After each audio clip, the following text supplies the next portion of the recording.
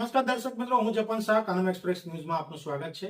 જોઈએ આજના મુખ્ય અને મહત્વના સમાચાર।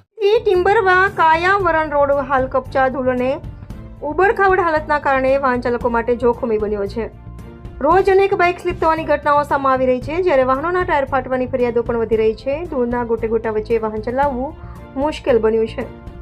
સ્થાનિકોનો આક્ષેપ છે કે કોન્ટ્રાક્ટર કામ અધૂરું છોડી ગાયબ થઈ ગયો છે અને તંત્ર માત્ર દર્શક બનીને બેઠું છે। લોકો કહી રહ્યા છે કે ખાતમુહૂર્તથી નહીં, કામથી વિકાસ દેખાય। સ્થાનિકોના જણાવ્યા મુજબ રોડનું કામ વૃક્ષો કાપવાની મંજૂરીના અભાવે અટકી પડ્યું છે। લોકોની માંગ છે કે તાત્કાલિક વૃક્ષો કાપવાની પરમિશન આપવામાં આવે અને રોડનું કામ યુદ્ધના ધોરણે ફરી શરૂ કરવામાં આવે। સ્કૂલના વિદ્યાર્થીઓ, દર્દીઓને લઈ જતા વાહનો અને રોજગારી માટે જતા લોકો ભારે હાલાકી ભોગવી રહ્યા છે।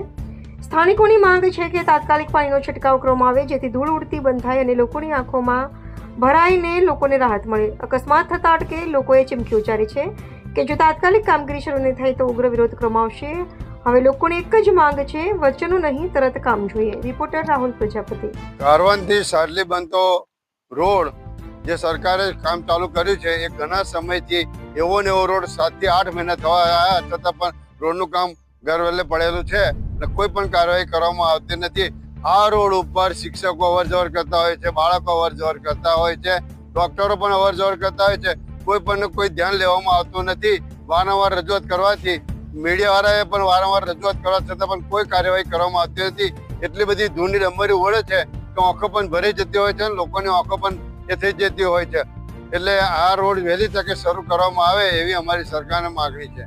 આવું ને આવું વર્ષો સુધી કેટલા ટાઈમ ચાલશે એ તો કંઈ નક્કી જણાતું જ નથી।